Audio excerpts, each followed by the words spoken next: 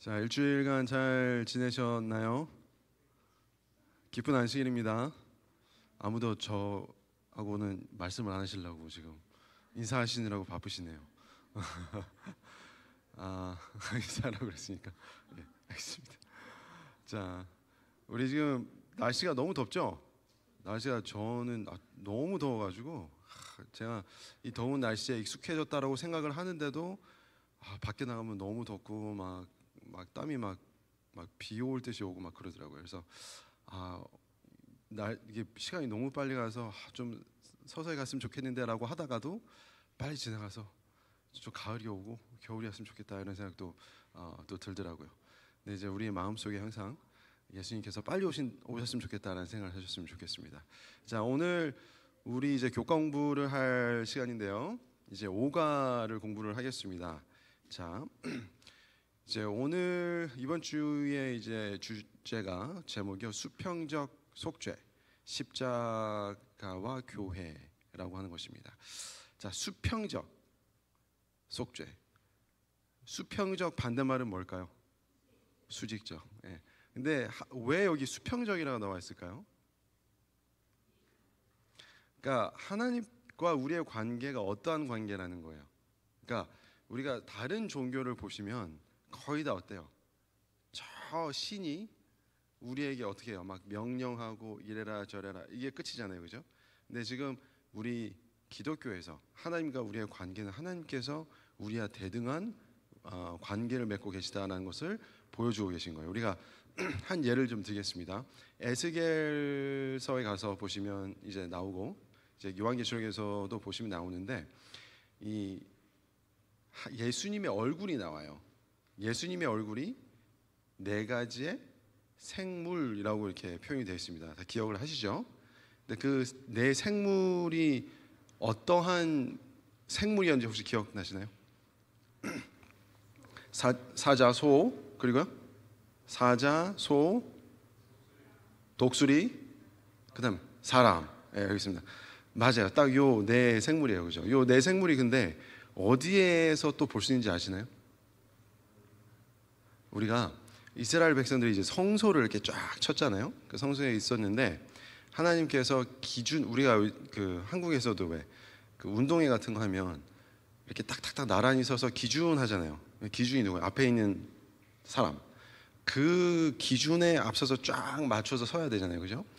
하나님께서 그 성소를 마음대로 그냥 아무렇게나 그냥 서라고 하지 않으시고 기준을 놔두셨어요.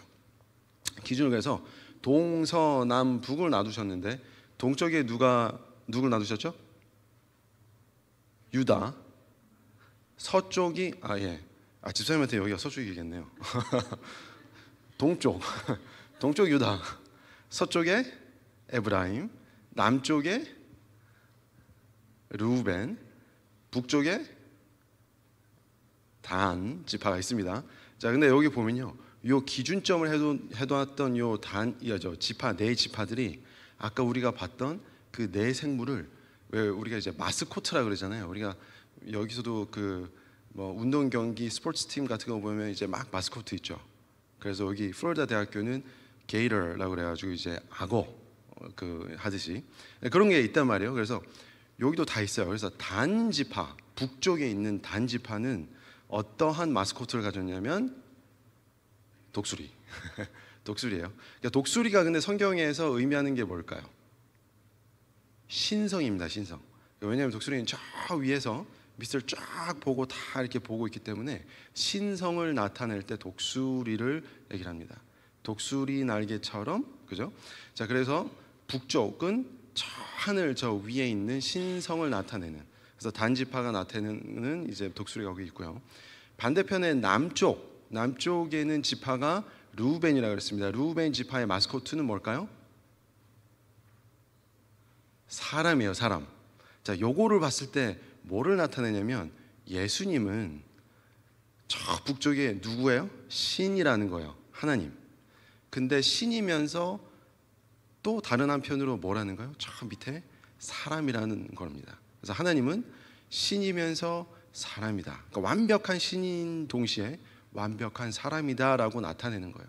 동쪽에는 뭐라 그랬죠? 동쪽 유다. 유다는 누구요? 사자. 사자는 우리가 흔히들 어떻게 얘기해요? 사자는 동물의 왕이라 그러죠. 그래서 왕을 나타내요. 그리고 서쪽에는 누구라고요? 에브라임.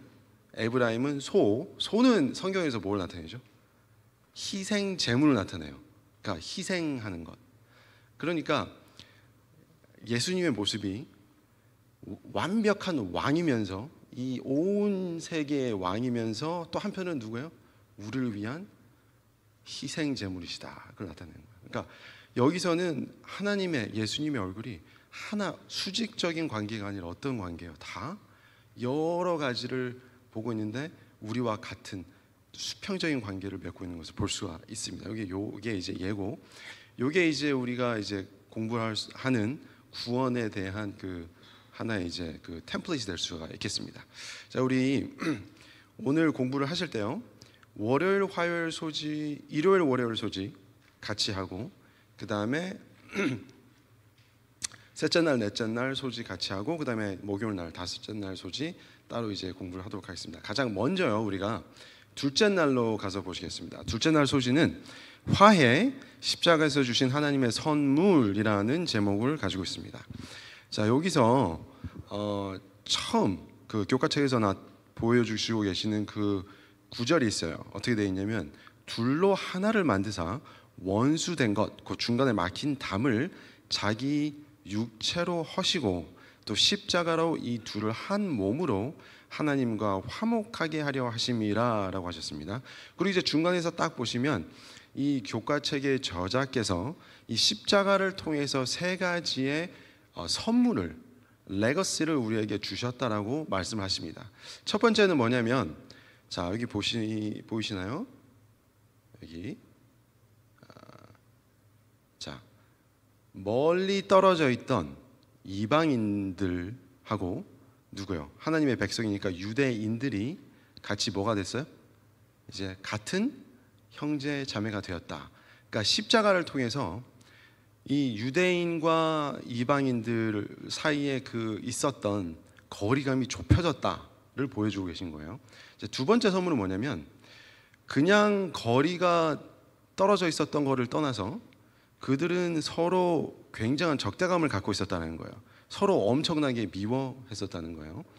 그 적대감을 그리스도의 십자가로 소멸시켰다라고 하십니다. 그 적대감은 영원할 것처럼 보였지만 십자가 사건을 통해서 한 번에 소멸시켰다라고 하시는 겁니다. 자, 그리고 마지막에 거기서 끝나는 것이 아니라 그 중간 자리에 무엇이 들어와요? 자, 가장 마지막에 보시면 적대감 대신에 화해가 자리한다라고 하십니다. 그래서 하나님께서 예수님께서 십자가에서 우리를 위해서 돌아가심으로 인해서 이 물리적으로 떨어져 있던 거리도 합쳐졌어요. 그러니까 유대인들은 그 저기 있었잖아요. 그 저기 성전이 있었죠. 성전으로 그 가야 되는 이 명절이 있었습니다. 그래서 이 몸적으로도 떨어져 있었지만 이제 그 성전으로 가서 하고 하는 모든 예식이 폐함으로써 이 육체적 물리적으로도 거리가 가까워지고 또 서로 가지고 있던 이 적대감 미워함도 사라짐으로써 정신적으로도 가까워지고 그러니까 이제 그 안에 서로가 하나가 되는 화해의 선물이 생겼다라고 하는 것입니다. 이것이 우리 교회 안에서도 보여야 될까요? 우리 교회 안에서 우리 제7라이즈 예수 재림 교회 안에서도 사실은 우리가 이방인과 유대인처럼 보이는 듯한 그러한 거리감을 가진 관계를 가진 사람들이 있어요. 그죠?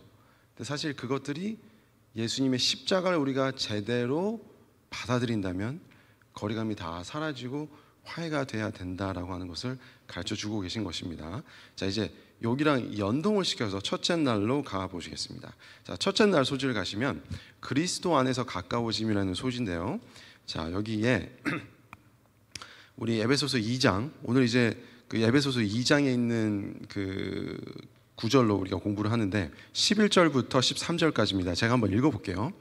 그러므로 생각하라. 너희는 그때에 육체로 이방인이요 손으로 육체에 행한 할례당이라 칭하는 자들에게 무할례당이라 칭함을 받는 자들이라.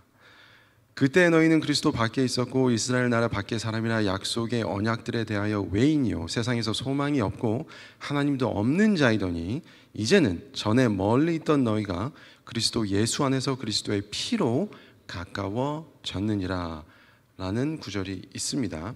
자, 여기서 보시면 무엇이 보이냐면 할례당 무할례당 이런 말이 나오죠. 자, 할례자다, 너는 할례자, 너는 무할례자. 서로 뭐 하는 것 같아요? 이게 요즘 현대어로 말하면 뭐라 그럴까요? 우리 재림교회로 빗대서 말하면 뭐 비슷하게 이런 거 한번 생각해봤는데, 제가 채식주의자, 고기 먹는 사람 이 정도로 나눌 수 있을까요? 하여튼 서로 이제 이렇게 영어로 말하면 이제 name calling이라고 합니다. name calling. 그러니까 call their names. 그러니까 욕하는 거예요. 이제 하나 딱 찍어서 욕을 하는 거예요. 그러니까 할례를 받은 사람은 무할례를 받은 사람을 가리켜서 무할례자라고 했으면 욕하는 거예요. 욕하는 거. 무할례자라고. 근데 무할례자는 또 할례자한테 저 할례자 이러면 그거 욕하는 거예요. 그죠? 이제 그 점을 우리가 이제 토의를 할 텐데요.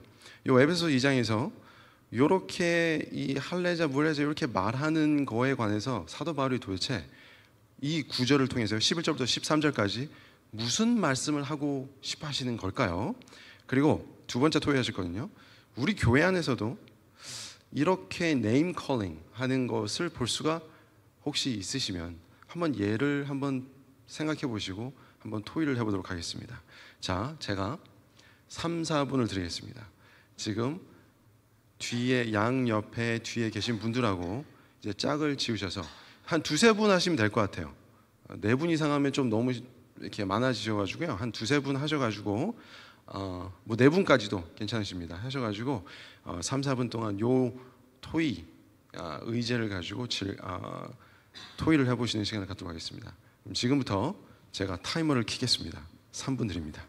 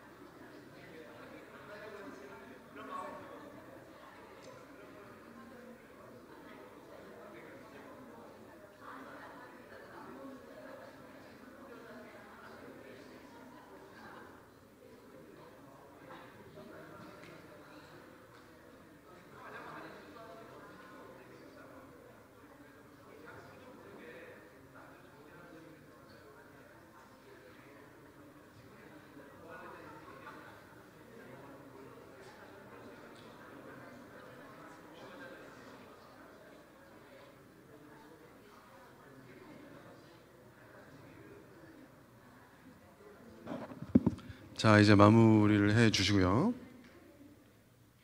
네. 자, 제가 이제 토론하는 가운데 이제 제가 이쪽 편에 한번 앉아봤습니다. 그래서 커닝을 좀 했어요.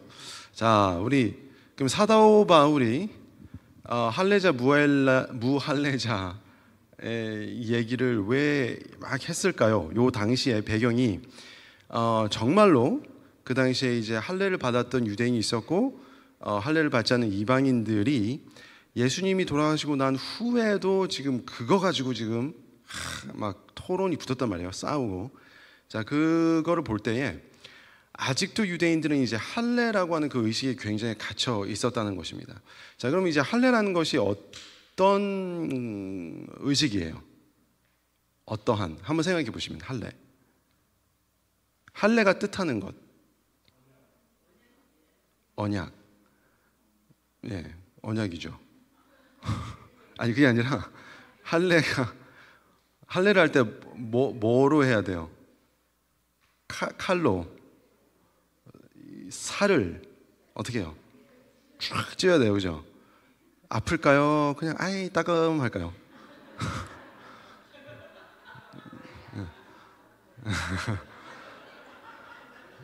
아니, 권유 집사님 여자분이신데 뭐 이렇게 잘하시는 듯이 웃으시는. 자, 아프겠죠? 우리가 이제 손가락도 이렇게 이렇게 비이면 되게 아프잖아요. 근데 이제 아예 그 스킨을 쫙 찢어내니까 아프잖아요. 그 할례가 나타내는 것은 무엇을 의미하는 걸까요? 피, 오케이. 그렇죠. 피가 나오죠. 끊어져 나가죠. 살이 끊어져 나가요. 우리의 일부분이 끊어져 나갑니다. 자, 성경에도 이렇게 끊어져 나가는 게 있어요. 다니엘서 9장에 보면 9장 27절에 뭐가 끊어져 나가요? 뭐가 끊어져 나갈까요? 예수님이 어떻게 돼요? 끊어지십니다. 그죠? 네, 끊어져요. 예수님이 근데 뭐가 돼서 끊어져 나가세요? 죄가 돼서 끊어지신다라고 하셨어요. 그죠? 그래서 예수님께서 끊어져서 나가시니까 우리와 하나님이 죄로 인해서 떨어져 있던 우리의 사이가 다시 합쳐진다라는 뜻인데, 그러므로 이 할례라고 하는 것은, 이 뜯어낸다고 하는 것은 무엇을 내보내는 거예요? 우리의 죄를 뜯어내보내는 거예요.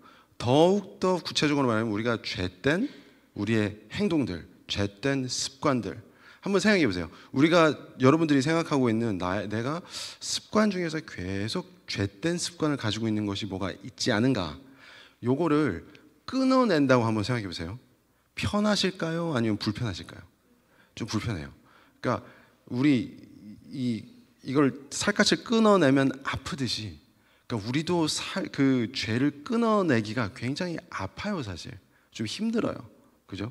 어떤 분들은 이 밥 먹는 거, 막 이런 거에 굉장히 중독되신 분들은 그걸 끊어내기가 힘들어요. 그리고 어떤 분들은 어떤 이런 오락, 뭐 이러한 것에 길들여 있는 분들, 그런 행동을 끊어내기도 힘들고, 그래서 이런 죄된 습관들, 행동들을 끊어내는 것을 얘기하는데, 잘 보시면 할례를 가장 먼저 받았던 사람, 하나님께서 할례를 가장 먼저 하라고 하신 사람이 누구죠? 아브라함이에요. 아브라함을 생각해 보시면 그때가 이제 창세기 17장에 나오는 모습인데, 이때가 언제냐? 바로 아들을 주시겠다고 약속하시면서 할례를 받으라 그러세요. 그리고 그 다음 장에 가서 보시면 소돔과 고모라가 멸망하는 것 이렇게 다 나옵니다. 그때 이제 그 소돔과 고모라를 위해서 기도하는, 중보하는 그 일을 하는 것이 아브라함인데, 그거를 다 하기 전에 뭐가 들어가야 된다는 거예요? 그러니까 할례를 받아낸다는 거예요.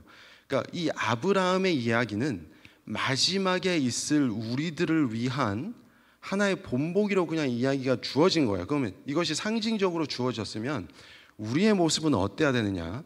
이제 우리에게도 아들이 약속이 됐죠. 그러니까 예수님의 재림이 약속이 됐고, 이제 이 세상을 위해서 우리가 중보할 때에, 그러니까 이 세상에 전도하고 하나님께로 돌이키도록 하기 전에 우리가 먼저 어떤 모습이어야 된다는 거예요? 할례를 받은 모습이어야 된다는 거예요. 그 할례가 어떤 모습이에요? 아까 말했지만 죄가 끊어져 난, 우리는 죄된 모습을 계속 가지고 있으면서 밖에 나가서 새 천사의 기별, 새 천사의 기별, 우리 교회 오세요. 이러면 될까요? 안 돼요? 순서가 완전히 틀린 거예요. 그러니까 우리 먼저 우리의 모습, 이 할례를 먼저 받는. 근데 우리 이 가장 먼저 우리 이스라엘 백성에게도 하나님께서 하셨지만 이 할례는 할례인데 할례와 함께 어디에 할례도 받으라 그랬어요? 마음의 할례.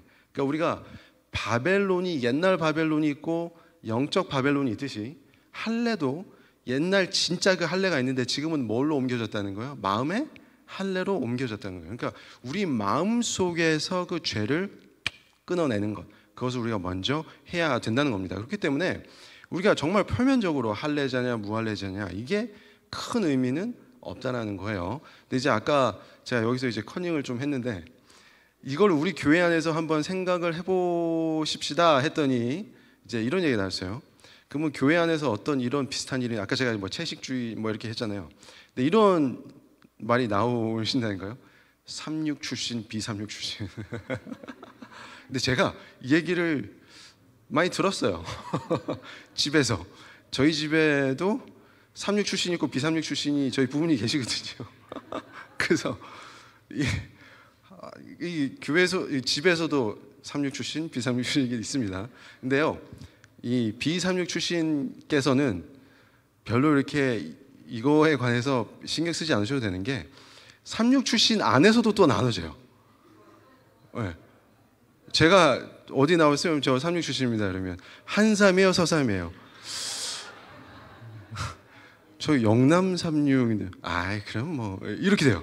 그러니까 이거 너무 끝도 없이 파고 들어가는 이 편을 가르는 거, 이거는 우리가 하지 말아야 될 것 같습니다. 그래서 교회 안에서 우리가 정말 중요한 거는 예수님의 그 그리스도의 십자가로서 우리가 죄를 끊어내고 다 같이 하나님과 같이 이제 하늘나라 가는 그거를 우리가 한번 더욱 더 매진하는데 한 마음이 되었으면 좋겠습니다. 자, 우리 다 이제 셋째 날, 넷째 날을 이제 같이 하시는데 먼저 넷째 날을 보시겠습니다. 넷째 날 소주의 평화의 사자 예수라는 제목입니다.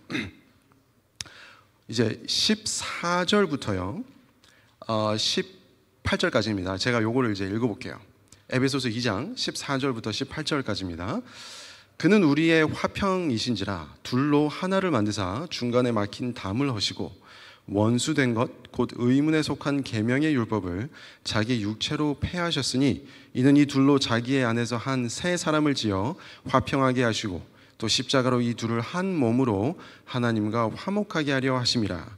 원수된 것을 십자가로 소멸하시고 또 오셔서 먼데 있는 너에게 평안을 전하고 가까운 데 있는 자들에게 평안을 전하셨으니 이는 저로 말미암아 우리 둘이 한 성령 안에서 아버지께 나아감을 얻게 하려 하심이라. 이제 교과책을 가서 보시면요, 우리 예수님께서 평화를 우리에게 가져다 주신다라고 말씀을 하시는데 더욱더 구체적으로 이 문맥을 보시면 예수님께서 평화를 갖다 주시는 거예요? 아니면 예수님 본인이 평화가 돼서 오시는 거예요? 예수님 본인이 평화, 화평이 되셔서 오신다는 겁니다.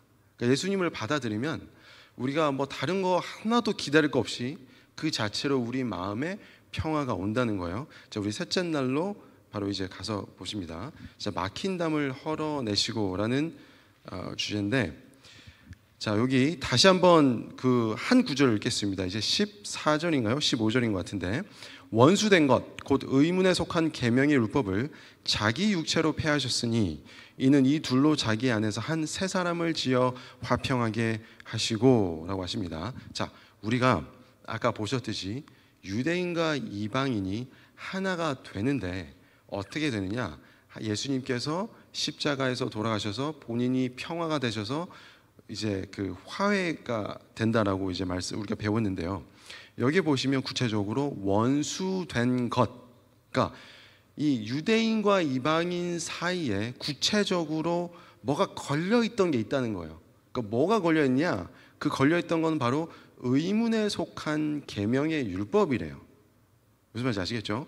그래서 여기에 의문에 속한 계명의 율법이 그 구체적인 이 둘 사이를 가로막고 있던 뭐라고 하는 건데, 요거를 예수님 자기가 돌아가셔서 육체로 패하셨다라고 하셔서, 그럼 이제 질문이, 그럼 이 의문에 속한 이 계명의 율법, 그러니까 이방인과 유대인 사이에 완전히 가로막고 있던 이것은 무엇일까요? 힌트 하나 드리면, 많은 개신교인들은 요거를 십계명이라고 얘기를 합니다. 근데 십계명이라고 얘기를 안 해요.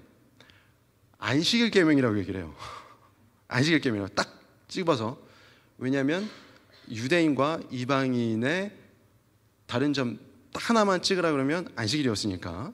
자, 그렇게 얘기를 합니다. 그럼 과연 그럴까요? 아니니까 제가 말씀을 드렸겠죠. 자, 그러면 이것을 예수님께서 어떻게 하셨죠? 처방을 하셨습니까? 그리고 그렇게 하신 이유는 무엇일까요? 이것이 이제 유대인과 이방인 사이에 있던 일인데, 또 한번 우리 교회 안에서도, 아니면은 우리 교회와 또 다른 개신교인들과의 사이 관계 안에서도 어떻게 적용을 할 수 있을지 다시 한번 제가 3분을 드리겠습니다. 그래서 아까 논의하셨던 토의하셨던 분들하고 같이 요 질문을 한번 토의해 보셨으면 좋겠습니다.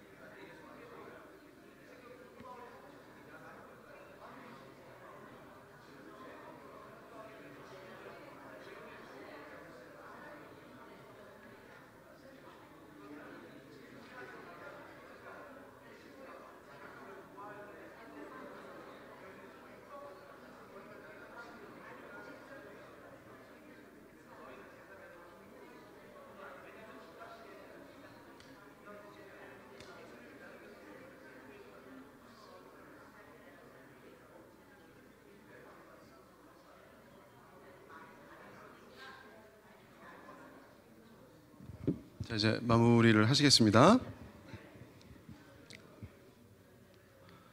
자, 그러면은 의문에 속한 이 계명의 율법은 무엇을 말하는 걸까요? 뭐예요? 제사, 제사, 제사, 예. 제사 제도. 예. 알겠습니다.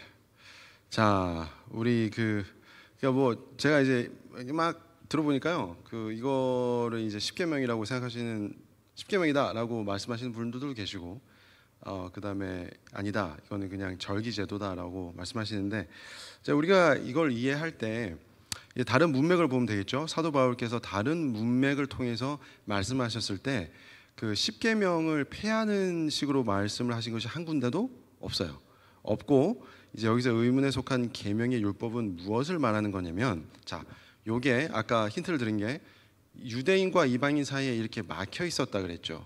막혀 있고 많은 개신교인들이 이걸 십계명이다, 특히 그 안식일 계명을 콕 찍어서 그거다라고 말씀을 하셨잖아요.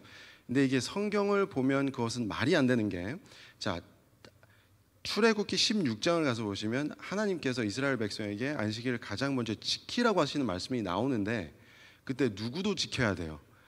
이스라엘 백성만 지켜야 돼요? 할례 받은 사람만 지켜요? 아니면 또 다른 사람도 지켜야 돼요? 다른 사람도 지켜야 돼요? 안 돼요? 지켜야 돼요, 그죠? 그러니까 거기서 내 문 안에 유하는 그 객이 정확하게 이사야가 예레미야가 가서 보시면 이방인이라는 단어가 똑같은 원어로 쓰여요. 그래서 그때 하나님께서 말씀하신 것은 다 이제 그 당시에 출애굽했을 때 이 유대인만 나온 게 아니에요. 유대인과 이방인, 그러니까 애굽 간의 이제 이런 이 결혼을 통해서 나온 순종이 아닌 혼혈도 있었고, 또 애굽 사람들도 있었어요. 그래서 그 모든 사람이 나왔을 때 하나님께서 딱 가르쳐서 너 이스라엘 백성 플러스 너네랑 같이 있는 여기 이방인들 다 같이 뭐라고요? 안식일을 지키라. 그래서 지켰어요, 안 지켰어요? 지켰어요. 그래서 우리가 보시면은 이 만나 먹는 거 나오잖아요, 다. 그거는 거리낌이 없었단 말이에요. 그럼 이 안식일 계명은 이방인과 유대인과 이방인들 사이를 떨어뜨리는 계명이에요, 아니면 같이 합치는 계명이에요? 합치는 거예요. 그러니까 완전히 틀렸죠. 근데 뭐가 여기에 걸려 있었냐면, 하나님께서 그 대신 다른 게 있었어요. 그러니까 그때 모세를 통해서, 아론을 통해서 성소 제도를 만드셨죠. 그래서 성소 제도를 통해서 이 절기를 딱 하셨을 때 그 절기는 누구만 들어갈 수 있어요? 아까 우리가 배웠던 할례 받은 사람만 갈 수 있어요. 그러니까 유대인 아니면 유대인으로 될 수 있는, 애굽 사람이라도 유대인으로 바꿀 수 있는데 어떻게 바꾸냐면 할례를 받으면 돼요. 그래서 할례를 받은 사람만 그 성소 제도를 지킬 수가 있었습니다. 그러니까 여기서 이방인과 유대인 사이를 딱 가로막고 있는 거는 안식일 계명이에요? 아니면 할례를 통한 성소 제도의 절기 제도의 계명이에요? 절기 제도죠, 그죠? 근데 이것이 누구를 통해서 폐하셨다고요? 예수님의 육체를 통해서. 아까 할례를 받아야 된다 그랬죠. 근데 이 할례는 마지막에 예수님께서 끊어져 나가면서 피가 나오는 것, 그것을 상징한다 그랬어요. 그러면 그게 진짜로 지금 일어났죠, 예수님의 자기 육체로. 그럼 더 이상 이 할례가 진짜 내 몸에 할례를 받을 필요 없이 어떻게 해요? 그냥 없어지는 거니까 더 이상 사라졌단 말이에요. 무슨 말인지 아시겠죠? 그래서 우리가 지금 우리 재림교회와 또 이제 다른 개신교회들 간의 차이를 볼 때 가장 먼저 개신교인들은 우리를 보고 뭐라 그러죠? 그 legalistics, 그 법만 지키는 율법주의자라고 그러면서 안식일 지키고. 근데 안식일은 그게 아니고 우리가 다 같이 하나님의 아들이라는, 자녀라는 상징을 보여주는 거란 말이에요. 그러니까 이것을 우리가 잘 이렇게 얘기할 수 있는 그러한 우리 재림교인이 돼야 될 것 같습니다. 이제 마지막 소식입니다. 마지막 소식은 이제 거룩한 성전인 교회라고 하는 것인데요. 우리가 유대인과 이방인에 관해서 우리가 지금 배웠어요. 그러니까 우리가 현대어로 말하면 재림교회와 비재림교인들, 또는 우리 교회 안에서도 편이 갈라져 있는 우리 교인들, 재림교인들 다 같이 무엇이 돼야 된다는 걸, 하나가 돼야 된다는 것인데, 그것을 에베소서에서 사도 바울은 무엇으로 보여주시냐면 거룩한 성전인 교회로 보여주세요. 여기 리뷰 앤 헤럴드에 보시면 요 장면을 가지고 요 구절을 보시고, 요 구절이 이제 그 예수님께서 모퉁이 돌이 되시고 우리가 다 그 성전의 돌이 된다는 거잖아요. 근데 리뷰 앤 헤럴드에 보시면 그 화이프님께서 요거에 가서 설명을 해주셨어요. 어떻게 했냐? 성전을 지을 때 돌은 성전으로 막 가져와서 거기서 깎고 재고 이렇게 해서 올렸을까요? 아니면 성전 바깥에서, 저 바깥에서 다 깎고 가지고 들어왔을까요? 그러니까 이게 의미하는 거는 하나하나 돌 누구라고요? 우리죠. 이 돌이, 어떤 돌은 이렇게 생겼어요. 막 뾰족, 저 성격처럼 이렇게 생긴, 어떤 돌은 동그랗게 생겼어요. 그죠? 우리 목사님 성격처럼. 어떤 돌은 이렇게 생겼다 저렇게 생겼다 막 그래요. 그죠? 그러니까 이제 돌들이 다 틀려요. 그죠? 그거를 바깥에서 다 다듬는 거예요. 이제 근데 그 다듬는데 오래 걸리고 힘들고 그래요. 근데 이제 요걸 가지고 와서 성전에 딱 끼워 맞추는 거예요. 요걸 가지고 화이프님께서 뭐라고 하셨냐면, 이 돌이 가리키는 건 우리의 품성인데, 우리는 어쩌면 이제 기다렸다가 안식일만 쫙 지키고 있다가 이제 예수님 딱 오시면 내가 그냥 한 번에 쫙 바뀌어서 나 어저께까지만 해도 나 진짜 저 사람 때려 죽일 막 이랬는데 막 사람이 바뀌어 막 이런 걸 기대하는데, 그게 아니라 화이프님께서는 그게 아니고 지금부터 이 돌이 바깥에서 쫙 이렇게 다듬어진 것처럼 지금 다듬어져서 그게 하늘나라로 가는 것, 그것이 이걸 나타내는 것이다라고 하는 것입니다. 그래서 우리가 지금 해야 될 것은 우리와 이방인들, 그러니까 우리 다른 주변에 있는 분들과 같이 서로 우리의 품성을 개발하는 일에 지금 힘써야 된다라는 것이 오늘 이번 주에 나오는 주제가 되겠습니다. 결론이 되겠습니다. 아시겠죠? 예, 우리 목사님 저 축도하시고 안식일 학교 마치도록 하겠습니다.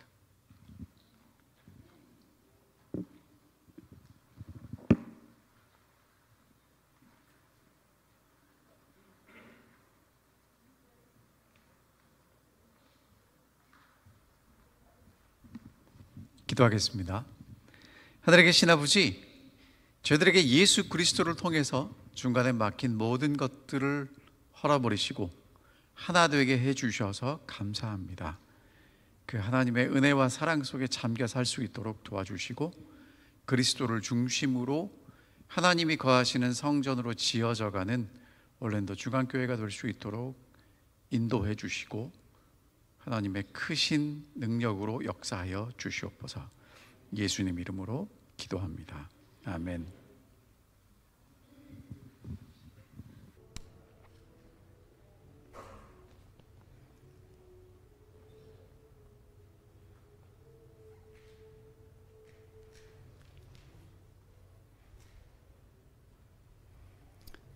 축복된 안식일에 하나님의 성전에 오신 모든 분들에게 하나님의 크신 은혜가 함께 하시기를 기도합니다. 매 안식일 보는 얼굴이지만 볼 때마다 새롭고요. 그리고 이 자리에 함께 오셔서 예배를 드릴 수 있음을 정말 감사드립니다. 사실 이렇게 편안히 앉아 계시지만 주일에 어떤 일들이 있었는지 몰라요. 그러나 정말 그럼에도 불구하고 우리를 지켜주시고 인도해 주신 하늘아버지께 감사를 드립니다. 오늘도 저희 빌립보서에 있는 말씀을 함께 공부하겠습니다. 오늘 있는 말씀을 다시 한번 좀 읽어볼게요. 오늘 제목은 쫓아가는 그리스도인인데요.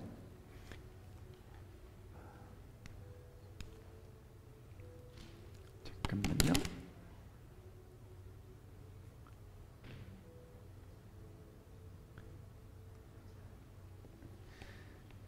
자, 아까 우리 장로님 읽어주신 말씀이지만 제가 다시 한번 읽어보겠습니다. 내가 이미 얻었다 함도 아니고 온전히 이루었다 함도 아니고 그리스도 예수께 잡힌 바 된 그것을 잡으려고 달려가노라. 여러분 읽는데 이해가 잘 되십니까? 안 되십니까? 무슨 소리인지 이해가 되세요? 안 되세요? 잘 되시면 정말 좋겠고 안 되셔도 괜찮습니다. 자, 그 다음 형제들아, 똑같은 얘기를 반복합니다. 내가 아직 잡은 줄로 여기지 아니하고 오직 한 일이 있는데 뒤의 것은 잊어버리고 앞에 있는 것을 잡으려고 표대가 있다는 거예요. 표대를 향해서 달려가는데 그게 뭐냐? 그리스도 예수 안에서 하나님이 위에서 부르신 부름의 상이다. 여러분, 사도 바울이 기록한 글의 특징이 뭐냐면 되게 문장이 길어요. 다시 말하면 어렵다는 얘기입니다. 어려운 건 쉽게 풀어가면 됩니다. 자, 이렇게 정리하겠습니다. 지금 결심합니다. 예수께 잡힌 바 된 그것을 잡으려고 달려간다는 얘기는 결심인데 그 앞의 내용과 함께 연결이 되는 겁니다.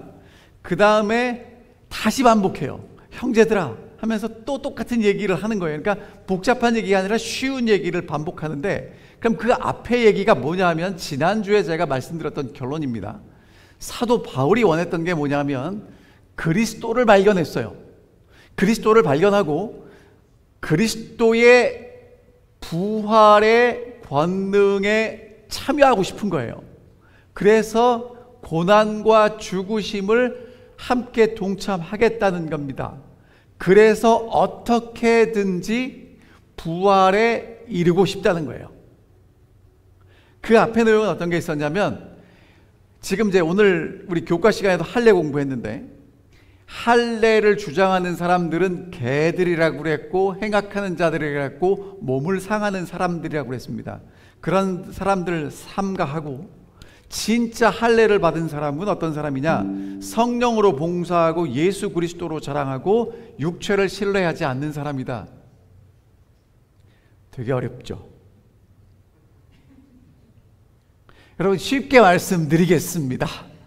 무슨 얘기냐면 할례를 받았다 함은 할례를 가지고 자랑하는 게 아니고 할례를 받았기 때문에 봉사하는 것이다. 요 얘기를 하고 싶은 거예요.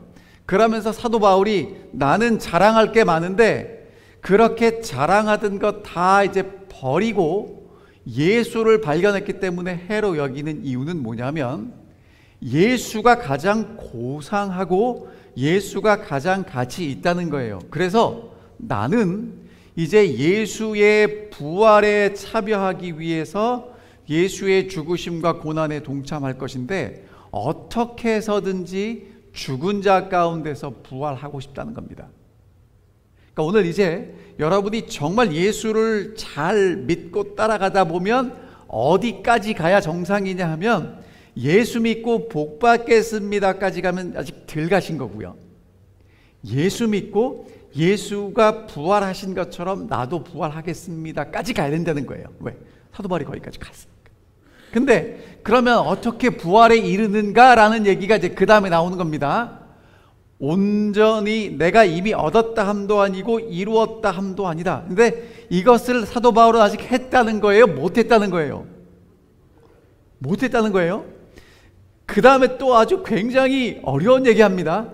그리스도께 잡힌 바 된 그것을 잡으려고 달려간다.